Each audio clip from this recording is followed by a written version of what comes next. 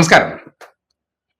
പുതിയ സർക്കാർ അധികാരമേൽക്കാൻ പോകുന്നതിന് തൊട്ടു മുന്നോടിയായിട്ട് മുഖ്യമന്ത്രിയായിട്ടുള്ള വി.ഡി. സതീശൻ ആവർത്തിച്ച് സമൂഹത്തിനോട് പറയുകയാണ് പൂച്ച പെറ്റ് കിടക്കുന്ന ഖജനാവാണ് എന്നുള്ള കാര്യം. എന്തിനു വേണ്ടിയാണ്?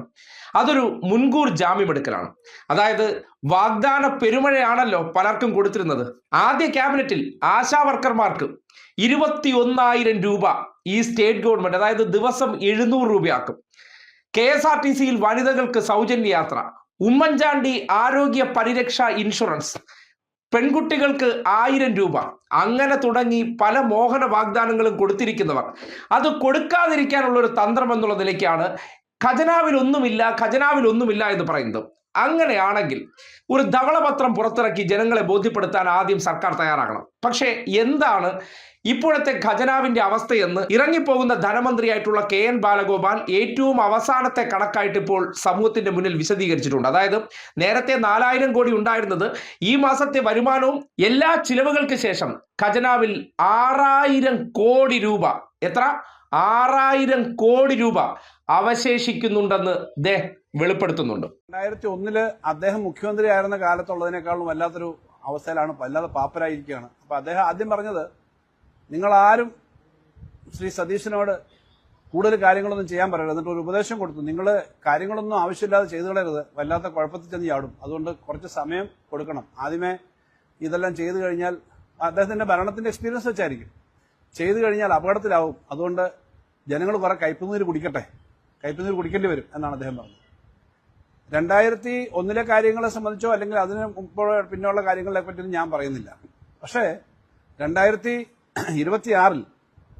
ഈ ഗവൺമെന്റ് അധികാരത്തിൽ നിന്ന് ഇറങ്ങി പുതിയ ഒരു ഗവൺമെന്റ് ചുമതല ഏറ്റെടുക്കുന്ന സമയത്ത് കേരളത്തിന്റെ സാമ്പത്തിക സ്ഥിതി അദ്ദേഹം കരുതുന്നത് പോലെ അപകടകരമായ അവസ്ഥയിലേ അല്ല എന്ന് മാത്രമല്ല, മെച്ചപ്പെട്ട അവസ്ഥയിലാണ് എന്നുള്ളത് പറയേണ്ട ഒരു ഉത്തരവാദിത്വം എനിക്കുണ്ടെന്നുള്ളതുകൊണ്ടാണ് ഞാനത് വിളിച്ചത്. ഞാനത് എന്റെ കണക്കുകളും കാര്യങ്ങളും എല്ലാം ഉണ്ട്. കണക്കെന്ന് പറഞ്ഞാൽ ഞാൻ ഏതൊരു ബുക്കിൽ എഴുതി വെക്കുന്ന കണക്കല്ല, നമ്മുടെ നിയമസഭയിൽ അവതരിപ്പിക്കുന്ന ബഡ്ജറ്റുകളും കഴിഞ്ഞ 10 വർഷക്കാലത്തെ ഭരണത്തെ സംബന്ധിച്ചാണ് അദ്ദേഹം പറയുന്നത്. 10 വർഷക്കാലവും സർക്കാർ അവതരിപ്പിച്ച ബഡ്ജറ്റ്, സർക്കാരിന്റെ രേഖകൾ, അതുപോലെ C&AG പോലുള്ള ഏറ്റവും പ്രധാനപ്പെട്ട കണക്കുകൾ നോക്കുന്ന നമ്മുടെ ഔദ്യോഗിക ഏജൻസിയുടെ കണക്ക്, സർട്ടിഫിക്കേഷൻ, സെൻട്രൽ ഗവൺമെന്റ് രേഖകൾ എല്ലാം അനുസരിച്ച് കേരളത്തിന്റെ സാമ്പത്തിക സ്ഥിതി വളരെ മെച്ചപ്പെട്ടിട്ടുണ്ട് എന്നുള്ളത് എല്ലാവർക്കും അറിയാം. അതിന്റെ നേരെയുള്ള ഉദാഹരണം ഏറ്റവും അവസാനത്തെ തെരഞ്ഞെടുപ്പിന്റെ വർഷം മാർച്ച് മാസം 31-ാം തീയതി വരെ ഏറ്റവും കൂടുതൽ ചെലവ് വരുന്ന സമയമാണ്. ആ മാർച്ച് 31-ന് എല്ലാ പേയ്മെന്റും കൊടുത്തു കഴിഞ്ഞതിന് ശേഷം കാഷ് ബാലൻസ് ആയിട്ട് ഞാനന്ന് അനൗൺസ് ചെയ്തിരുന്നത് 4000 കോടി ഉണ്ടെന്നാണ്. ഏപ്രിൽ 1-ന് ഞാൻ പത്രസമ്മേളനം വിളിച്ചിരുന്നു. പക്ഷെ പിന്നീട് അതിന്റെ ഫൈനൽ കണക്കുകൾ വന്നപ്പോൾ 6000 കോടിയോളം കാഷ് ബാലൻസ് ആണ് ഞാൻ പറയുന്നത്. കാഷ് ബാലൻസ് സർക്കാരിന്റെ ട്രഷറിയിലുണ്ട്. എല്ലാ പേയ്മെന്റുകളും കൊടുത്തു, ക്യൂവിൽ നിൽക്കുന്നു, കിട്ടുന്നില്ല എന്നുള്ള പരാതിയില്ല. ക്ഷേമ പെൻഷൻ തന്നെ 2 മാസത്തെ ഒരുമിച്ച് കൊടുത്ത് ഏപ്രിൽ മാസത്തെയും കൂടി മാർച്ച് മാസം കൊടുത്തിട്ടാണ് നമ്മൾ അവസാനിപ്പിച്ചത്. വിഷുവിന് സാധാരണ മുൻകൂട്ടി കൊടുക്കാറുണ്ട്. അപ്പോൾ ഒരു സ്ഥലത്തും ഒരു പേയ്മെന്റിന് ഡിഫാൾട്ട് ഇല്ല, ആശുപത്രികൾക്ക് മറ്റു സ്ഥലത്തൊക്കെ. ആകെ ഘട്ടം ഘട്ടമായി കൊടുത്തു തീർക്കുമെന്ന് ഗവൺമെന്റ് ബഡ്ജറ്റിന്റെ സമയത്ത് ഉറപ്പ് പറഞ്ഞ ഒറ്റ കാര്യമാണ്, അത് DA/DR കുടിശ്ശിക കഴിഞ്ഞ വർഷങ്ങളിലെ DA/DR കുടിശ്ശിക കുറച്ച് പണമുണ്ട്, അത് കൊടുത്തു തീർക്കും, 8 ഗഡുക്കളായി കൊടുക്കുമെന്ന് പറഞ്ഞു. അതിനുള്ള 1-2 ഗഡുവിനുള്ള പണവും ഈ വർഷത്തെ ബഡ്ജറ്റ് വെച്ചിട്ടുണ്ട്, അതിനാ പണമുണ്ട്. അപ്പൊ ആ പണം അതിനകത്തുണ്ട്, ഇതെല്ലാം കൊടുത്തു തീർക്കാൻ പറ്റും എന്നുള്ള സ്ഥിതിയിൽ ഇതാണ് വസ്തുത എന്നിരിക്കെ ബഹുമാനപ്പെട്ട ശ്രീ AK ആന്റണി, അദ്ദേഹം കോൺഗ്രസിന്റെ തലമുതിർന്ന നേതാവാണ്, ഞങ്ങളൊക്കെ വളരെ ബഹുമാനിക്കുന്ന വ്യക്തിത്വമാണ്. അദ്ദേഹത്തിന് ചില തെറ്റിദ്ധാരണകളുണ്ട്. കാരണം കഴിഞ്ഞ 10 വർഷക്കാലമായി അദ്ദേഹം അത്ര സജീവ രാഷ്ട്രീയത്തിൽ ഈ കാര്യങ്ങളെല്ലാം നോക്കാത്തതുകൊണ്ടായിരിക്കാം. അദ്ദേഹം ഒരു സമയം തരികയാണെങ്കിൽ അദ്ദേഹത്തെ പോയി കണ്ട് ഈ കാര്യങ്ങളൊക്കെ ഒന്ന് ബോധ്യപ്പെടുത്തണമെന്ന് എനിക്കുണ്ട്. കാരണം ഞാൻ എഴുതി തയ്യാറാക്കിയ കണക്കല്ല, ശ്രീ AK ആന്റണിയെ പോലുള്ള ആൾ തന്നെ ഇത് ബോധ്യപ്പെടുന്നത് നന്നാവും. കേട്ടല്ലോ, ഉത്തരവാദിത്തപ്പെട്ട ഒരു വ്യക്തി മാധ്യമങ്ങളോടാണ് ഇത് പറഞ്ഞിരിക്കുന്നത്, ആരോട് രഹസ്യ സംഭാഷണം നടത്തിയല്ല. ഇത് തെറ്റാണെന്ന് തെളിയിച്ചുകൊണ്ട് വേണം പൂച്ച പെറ്റ് കിടക്കുന്ന ഖജനാവാണെന്ന് സതീശൻ പറയേണ്ടത്. ഒരു എല്ലില്ലാത്ത നാവ് വെച്ചിട്ട് എന്തും വിളിച്ചു പോവാം, എന്നോട് ക്രോസ് ചോദ്യങ്ങൾ ഉണ്ടാകില്ല, എന്നെ മാധ്യമങ്ങളുമായിട്ട് ഡീൽ ഉണ്ടാക്കിയിരിക്കുന്നത് കൊണ്ടും മാധ്യമ മുതലാളിമാരുമായിട്ട് അണ്ടർസ്റ്റാൻഡിംഗ് ഉള്ളത് കൊണ്ട് ഞാൻ പറയുന്നത് അതേപടി അച്ചടിച്ചു വിടുന്നതാണ് മാധ്യമ പ്രവർത്തനം എന്ന് ചിലർ കരുതുന്നുണ്ട്. അവിടങ്ങളിലാണ് റിയാലിറ്റി ജനം മനസ്സിലാക്കേണ്ടത്. ക്ഷേമ പെൻഷനുകൾ 62 ലക്ഷം മനുഷ്യർക്ക് 2000 രൂപ വെച്ച് കൊടുക്കാനുണ്ട്, 1 രൂപ കുടിശ്ശികയില്ല. DA പറഞ്ഞത്, അതായത് പോയ വർഷത്തെ DA കുടിശ്ശിക ഉണ്ടായിരുന്നത് മുഴുവൻ കൊടുത്തു തീർത്തിട്ടുണ്ട്. ശമ്പളങ്ങൾ മൊത്തം കൊടുത്തു തീർത്തിട്ടുണ്ട്. അതായത് മെയ് മാസം വരെ സർക്കാർ ജീവനക്കാർക്കുള്ള ശമ്പളവും കൊടുത്തു തീർത്തു. അതിനുശേഷം 6000 കോടി രൂപ ആ ഖജനാവിലുണ്ടെങ്കിൽ ഉറപ്പായിട്ടും കൊടുത്ത വാഗ്ദാനങ്ങൾ ആദ്യഘട്ടത്തിൽ നടപ്പിലാക്കാൻ ആ പണം മതിയെന്നേ. 6000 കോടി എടുത്ത് സൗജന്യ ബസ് യാത്രയ്ക്ക് ഏകദേശം 90 കോടി രൂപയുടെ അധിക ചെലവാണ് വരുന്നത്.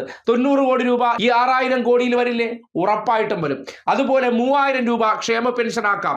അതും 165 കോടി രൂപ അധികം വരുമെന്നുണ്ടെങ്കിൽ മെയ് മാസത്തെ ക്ഷേമ പെൻഷൻ വിതരണം ചെയ്യുന്ന സന്ദർഭത്തിൽ ഇതിൽ നിന്ന് 135 കോടി എടുത്ത് അധികം കൊടുത്താൽ പോരെ?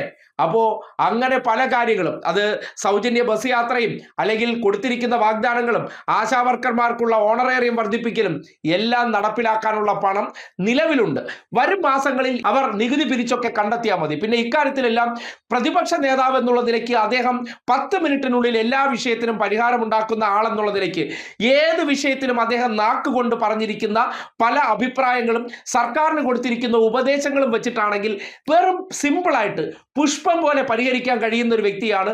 ഏത് വിഷയത്തെയും കാലുമടക്കി അടിക്കാം, 10 മിനിറ്റ് കൊണ്ട് അതിന് ശാശ്വത പരിഹാരം ഉണ്ടാക്കാൻ ശേഷിയുള്ള ആളെന്ന് നാവുകൊണ്ട് കോൺഗ്രസ്സുകാരുടെ മുന്നിൽ അദ്ദേഹം തെളിയിച്ചു കഴിഞ്ഞതാണ്. ആ നിലയ്ക്ക് ഇപ്പോഴത്തെ ഈ ടാസ്ക് ഏറ്റെടുക്കുന്നത് ഒരു ബാധ്യതയായി മാറില്ല. ഏത് റിസ്ക് ഏറ്റെടുക്കാൻ ശേഷിയുള്ള വ്യക്തിയാണ് അദ്ദേഹമെന്ന് അദ്ദേഹം മാധ്യമങ്ങളിലൂടെ നിങ്ങളുടെ മുന്നിൽ തെളിയിച്ചു കഴിഞ്ഞ വ്യക്തിയാണ്. ആ നിലയ്ക്ക് ജനങ്ങൾക്ക് കൊടുത്ത വാഗ്ദാനം കൂടി നടപ്പിലാക്കിക്കൊണ്ട് ഒരു ജനപ്രിയ മുഖ്യമന്ത്രിയാണ്. പറയുന്ന വാക്ക് ഇക്കാര്യത്തിലെങ്കിലും അതുപോലെ പാലിക്കുന്ന വ്യക്തിയാണെന്ന് വയനാട് വീട് പ്രഖ്യാപിച്ചെടുത്ത് കല്ലിട്ട് പോയതുപോലെയല്ല, ഇക്കാര്യത്തിൽ ഞാൻ പറഞ്ഞാൽ പറഞ്ഞതാണ് എന്ന് മുഖ്യമന്ത്രി എന്നുള്ള നിലയ്ക്കെങ്കിലും അദ്ദേഹത്തിന് വാക്കു പാലിക്കാൻ വേണ്ട സാമ്പത്തികം ഇപ്പോൾ ഖജനാവിലുണ്ടെന്ന് അടിവരയിട്ട് ഉറപ്പിക്കാൻ പറ്റുന്നതാണ് മുൻ ധനമന്ത്രിയുടെ വാക്കുകളെന്ന് പറയേണ്ടി വരികയാണ്.